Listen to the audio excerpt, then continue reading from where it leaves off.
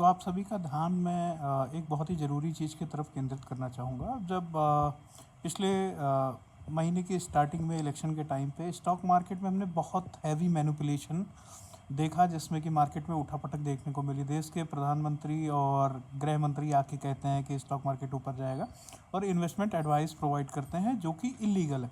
तो इसके वाइड मैंने एक आरटीआई फाइल की थी सेबी में, सेबी के लिए कि मुझे डिटेल्स दी जाए, जिसमें आप देख सकते हैं मैंने नंबर ऑफ़ डीमैट अकाउंट्स जो कि 13 मई से 4 जून के बीच में ओपन हुए थे उसके बारे में पूछा था। और फिर मैंने पूछा था कि बायर्स और सेलर्स कौन थे फ्यूचर्स में, अडानी ग्रुप, पीएसयू स्टॉक्स में और इंडेक्स फ्यूचर्स में। फिर ट्रेडर्स, इन्वेस्टर्स जिनकी वैल्यू 100 करोड़ के ऊपर थी, जिन्होंने 31 मई, 3 जून और 4 जून को बड़े ऑर्डर्स प्लेस किए थे।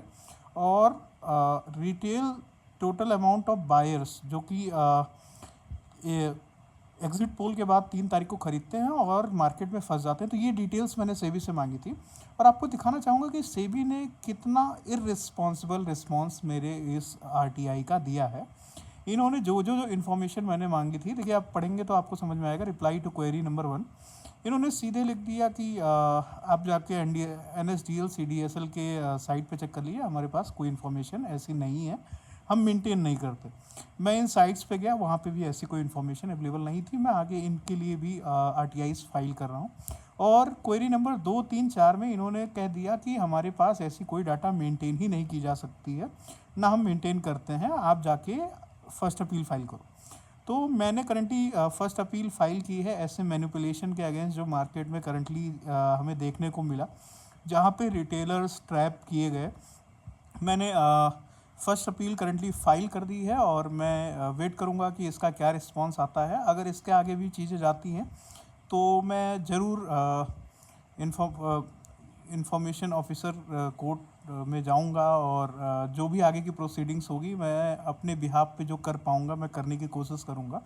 पर इससे कुछ सवाल सामने आते हैं कि क्या सेबी एक्चुअली में रिटेलर ट्रेडर्स को बचाना चाहता है? अगर वो एक आरटीआई में उसके पास ये इन्फॉर्मेशन नहीं है कि मैनिपुलेशन के टाइम पे मार्केट में क्या हो रहा था, तो क्या वो सच में सर्विलांस कर रहा है मार्केट मैनिपुलेटर्स का, या बस केवल वो चीज़ें जो हम आप कंप्लेन करते हैं, जो हम आप स्कोरस पे फाइल्स करते हैं, जो हम आप प्रॉब्लम्स फाइल करते हैं, उन चीज़ों में जो हम आप पेश करके दे देते हैं, जो प्रूफ दे देते हैं, उनके अगेंस्ट बस केवल ये यूट्यूबर्स और फिर इन्फ्लुएंसर्स पे रिएक्ट करना ही क्या सेबी की रिस्पॉन्सिबिलिटी है? ये बड़े बड़े मैनिपुलेशन जो हो रहे हैं, बड़े प्लेयर्स के द्वारा जो मैनिपुलेशंस हो रहे हैं, क्या इसके अगेंस्ट सेबी कोई रिस्पॉन्स नहीं करेगा? क्या रिटेलर्स के लिए सेबी के दिमाग में इतना ही प्रोटेक्शन एग्जिस्ट करता है? और अगर ऐसा है तो हम आप रिटेल ट्रेडर्स कहीं ना कहीं अनसेफ रह जाते हैं इंडियन स्टॉक मार्केट में। आप सभी को ध्यान देना पड़ेगा कि हमें इन्वेस्टमेंट और ट्रेडिंग के साथ साथ बहुत ही रिस्पॉन्सिबल सिटीजन्स का की तरह एक्ट करना पड़ेगा। आप देश के प्रधानमंत्री हैं, आप देश के गृह मंत्री हैं, आप इन्वेस्टमेंट एडवाइस नहीं प्रोवाइड कर सकते। मैं बिल्कुल मानता हूं कि उसमें कुछ टेक्निकलिटीज़ हैं जो कि इन्वेस्टमेंट एडवाइस नहीं होगा, मार्केट के ट्रेंड्स पर है, पर फिर भी एक हैवी मैनिपुलेशन हुआ है और ये सच है और ये हर कोई जानता है। पर इसके बारे में कोई डाटा सेबी को नहीं पता, ये सोचने वाली बात है। वाह।